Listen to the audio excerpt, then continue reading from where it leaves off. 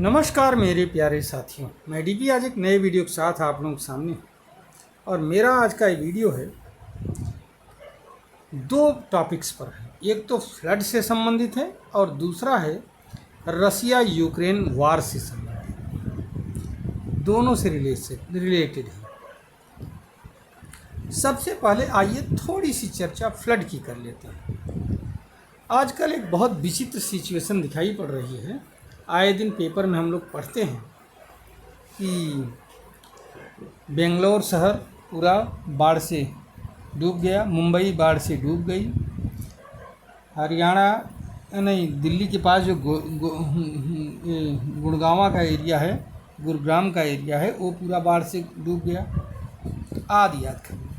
लेकिन ये तो चलो, हम लोग तो विकासशील देश हैं, हमारे इतना डेवलपमेंट नहीं है, इतना बढ़िया सीवर सिस्टम नहीं है, तो हमारे यहाँ फ्लड आ भी जाए अगर बारिश से कोई बहुत बड़ी बात नहीं, हम लोग उसको नियत मान करके बैठ जाते हैं।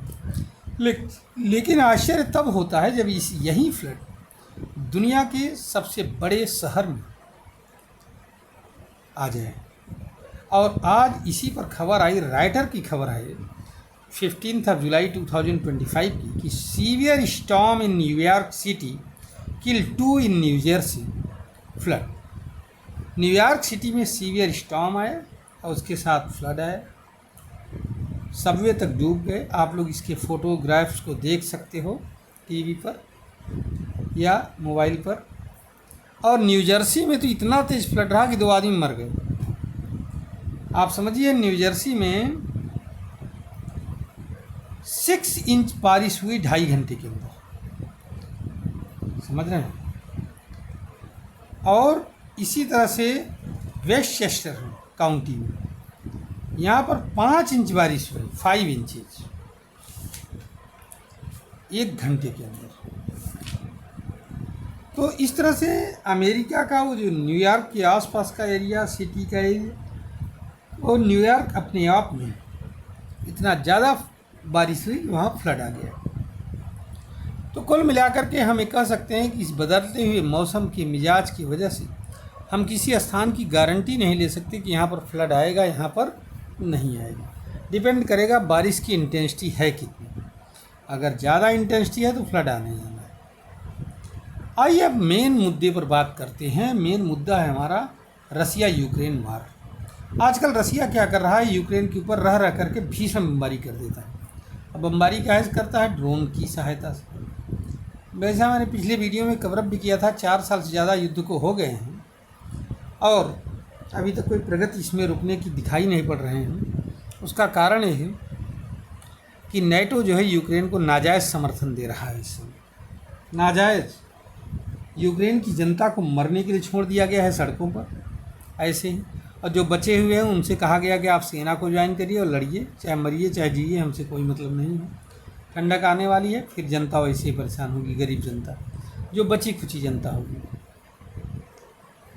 अच्छा, अब यूक्रेन मान नहीं रहा है। यूक्रेन क्या कर रहा है आजकल? अमेरिका जब रसिया अटैक करता है तो यूक्रेन हाथ फैलाता है बेचारा अमेरिका के पास कि हमें अस्त्र शस्त्र दे दो।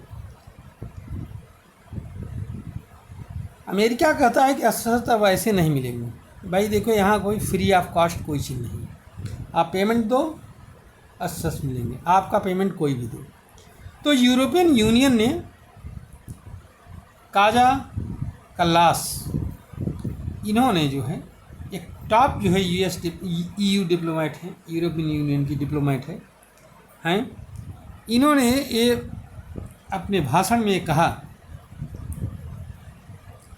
कि चलिए ठीक है, मैं मानता हूँ कि कोई यूक्रेन के पास इसमें पैसा नहीं है तो हम लोग देते हैं पैसा। पहले तो ये कहा, यूरोपियन यूनियन ने कहा, पहले ये कहा कि हम देते हैं पैसा, लेकिन बाद में वो पैसा देने से मुकर गया। यूरोपियन यूनियन ने ये कह रहा है कि भाई देखो, हम लोग पैसा तभी देंगे जब USA भी देगा। फिर उनका ये कहना है हालात को देखते हुए कि चलो हम ही लोग देंगे, लेकिन जब बात पेमेंट की आई तो फिर रुक गए। तब बात इस पर आई निकल करके कि जो रसिया की फ्रोज़न एसेट्स हैं यूरोपियन देशों में और USA में, उसको खर्च किया जाए। ये फ्रोजन एसेट्स क्या होते हैं कि जो बड़े बड़े कंट्री होते हैं, व्यापार की सुविधा की दृष्टि से कई कंट्रीज में जहाँ उनका व्यापार ज़्यादा चलता है, उन देशों में, उन देशों के टॉप बैंकों में, जैसे भारत में कोई आए और SBI या रिजर्व बैंक में पैसा जमा कर दे, तो उन देशों के टॉप बैंकों में अपना पैसा ढेर सारा जमा रखते हैं, इससे वक्त ज़रूरत उसको इस्तेमाल किया जा सके उसी देश में।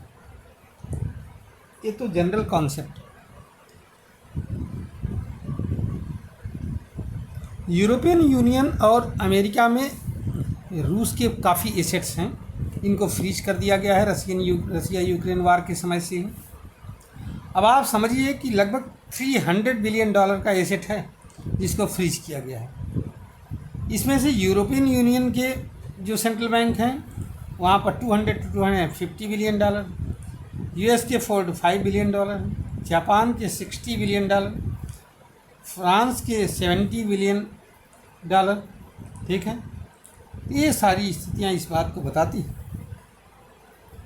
कि ये जो है रसियन फ्रोजन एसेट्स को जाम कर सकते हैं, ये लोग यूज कर सकते हैं, लेकिन ये रास्ता इतना आसान नहीं है। अगर इसको जो है रसियन फ्रीजिंग एसेट्स को यूटिलाइज करने की कोशिश किया किसी और कंट्री ने, तो रसिया ने में भी जो उनके फ्रोजन एसेट्स हैं, जो एसेट्स हैं, उनको फ्रीज कर देगा रसिया। पहला पॉइंट।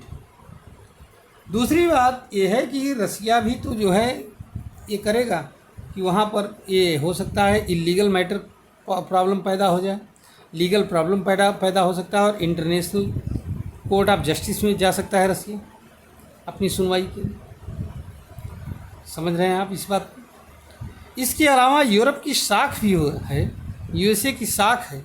अगर इस तरह से किसी के फ्रोजन एसेट्स को यूटिलाइज करना शुरू कर दिया जाएगा तो उन देशों की साख का क्या होगा, जो कि जिसके दम पर इन देशों में लोगों ने अपना पैसा रखा है। कंट्रीज़ ने अपने सोने गोल्ड वगैरह के भंडार यहाँ पर रखे हैं।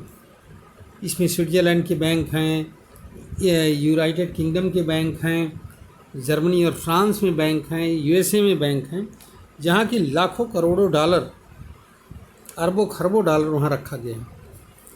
काहे के लिए? वक्त ज़रूरत काम के लिए, और कोई मतलब नहीं।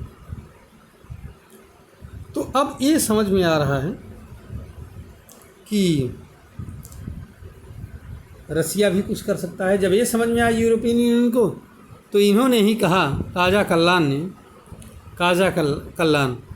तो इन्होंने ये कहा कि भाई देखो, ऐसा है कि यूरोपियन यूनियन जो है रसिया के एसेट को फ्रीज करके पैसा नहीं लेगा, बल्कि रसिया के एसेट पर जो ब्याज मिल रहा है बैंक को, उसको निकाल लिया जाएगा और उसका यूटिलाइजेशन विकास के लिए करेंगे।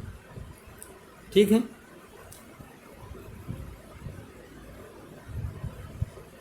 तो ये चीज़ है पॉइंट किसका? रसिया यूक्रेन वार का। आप लोग इसको सुनिए और देखिए किस तरह से यूरोप पैतरेबाजी भांज रहा है, अमेरिका पैतरेबाजी भांज रहा है। रसिया को ज़रूरत नहीं, कितनों सैंक्शन लगा दो कोई फ़र्क नहीं पड़ेगा। क्यों? क्योंकि रसिया सेल्फ डिपेंडेंट है, सेल्फ सफिशिएंट है, इसलिए। चलिए, मैं अपनी वीडियो को यहीं पर समाप्त करता हूँ और उम्मीद करता हूँ कि आप लोग इस पर अपना रिएक्शन दोगे कुछ न कुछ। धन्यवाद, नमस्कार, जय हिंद, जय भारत, वंदे मातरम।